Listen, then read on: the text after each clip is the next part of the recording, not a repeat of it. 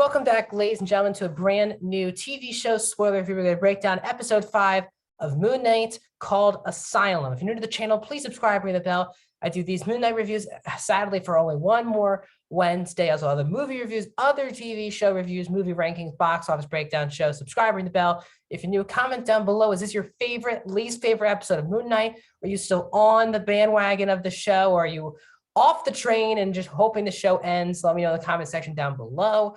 And please like the video, the thumbs up button. That's how you support this channel in its best way. Helps the algorithm for people who want to check out content like this. They can subscribe and support the channel. I thought this episode was mesmerizing, jaw-dropping, the best episode of the series, one of the best episodes from any Disney Plus Marvel show.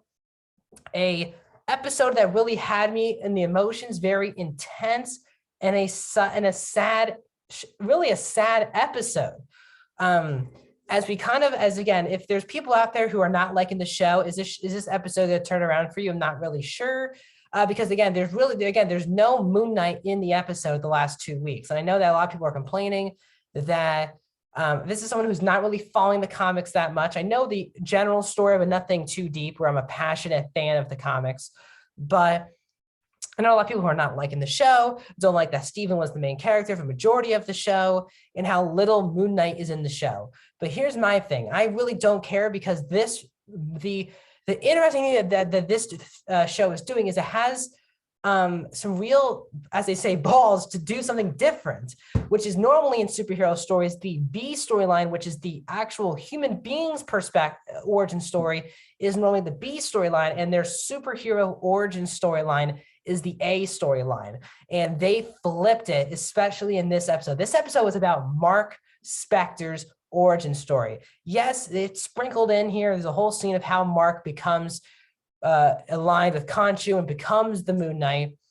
But other than that, it is all about really Mark's origin story, as we're still kind of in this psych ward as we ended last week when Mark was freaking out after seeing the hippopotamus.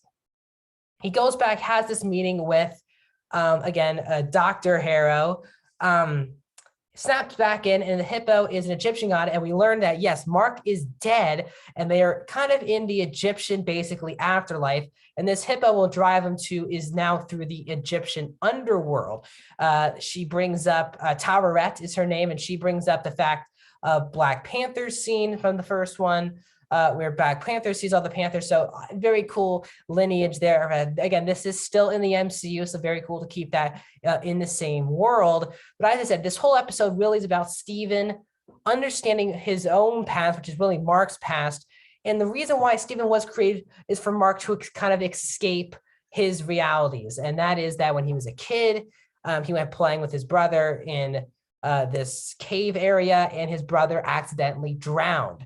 And Mark blamed himself for the death, but even more so, his mother, who probably shouldn't let them be playing like that, is really ramming it home that it is Mark's fault. And this is kind of where Mark reads loves the movie. The Tomb movie is with Stephen Grant in it. And that's how Mark, as a very young kid, created that Stephen Grant, basically, personality. So Mark doesn't have to deal with some of those issues. And we see the kid having a birthday party, and his dad's there. And dad's like, mom doesn't look, is not feeling good. Obviously, mom does not want to support her own son. It's also really sad for Steven and Mark to be both of them watching this together. Mark knows what's going to happen. Steven doesn't. And this is kind of the part of Steven's life where Mark does, that's not what's supposed, Mark really tells him, this is the part of my life that you're not supposed to know about. Because again, the problem with this episode is that the Torah takes out both their hearts, weighs it with the feather. If it's equal, they can go to basically the Egyptian equivalent to heaven. And if not, they'll just get thrown off the ship and die, or just get stuck, and their souls will be forgotten forever. So that's why they go through all these doors. We see a room where Mark walks in, and there's all these people sitting there. It's all the people Mark has killed. And then we see the origin story as well to Moon Knight, where Mark is also, looks like he also got shot in that situation that killed Layla's dad. Layla not in this episode whatsoever. We see that Mark's about to basically kill himself. He's done with his life. He's done being a mercenary. And Khonshu kind of uses that against Mark and makes Mark basically his servant. which sets Mark on this killing spree that he was already on, except this time Kanju has this protection. Of course, the suit itself gets shown a little bit in the episode, but it's a really heartbreaking episode between Mark, his tragic brother's death, because Stephen doesn't even know that they have a brother, a real brother. And then they showed like the next birthday, and she walks right by and kind of has his own birthday cake. And then Mark, as a teenager, just pissed off. He's like, why am I here? Right? Mom doesn't support me, all these different things. And then it really comes spiraling home in the most powerful scene of the episode, where Mark, all bearded up, just doesn't look in good shape. And it's because his mother died. And even though, yes, it might have been a relief because of how awful she was to him, she whipped him, verbally abused him, they still had a lot in common because both didn't want to accept blame. But, her mom, they had a lot in common. And Mark's mom's death really messed him up. And Stephen has been leaving voice messages to no one because the mother is dead. In the heartbreaking truth of Stephen understanding that their mom is dead. It was a beautifully acted scene. And really this whole episode, I do believe, should garner Oscar Isaac for getting a Emmy, Golden Globe, whatever nomination, because he is truly magnificent in the show, especially these last 2 weeks, and really especially this episode.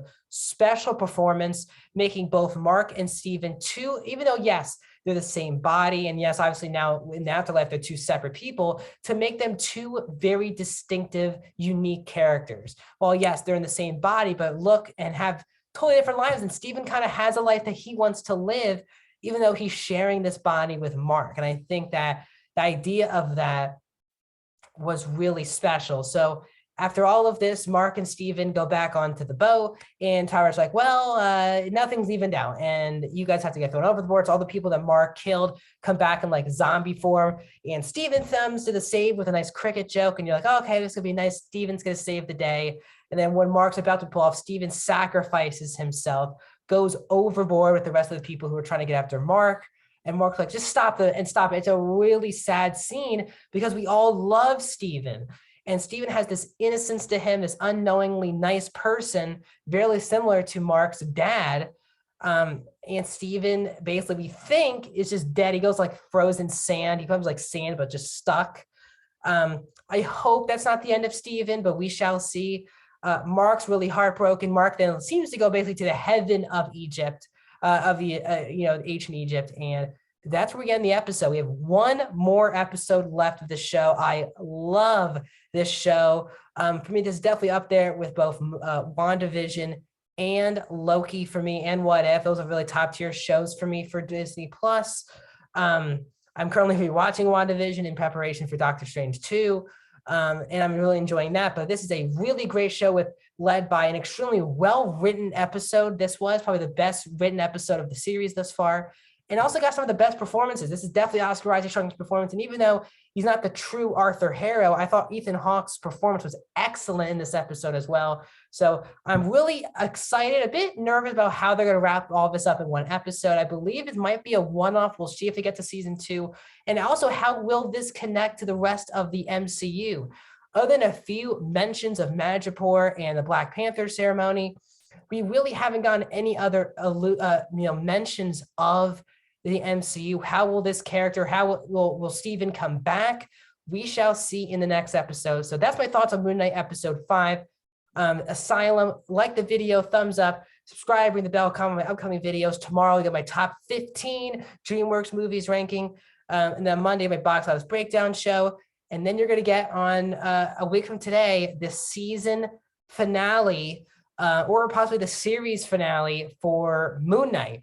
So excited to talk about it with you guys. Let's see what happens next in this great Disney Plus show.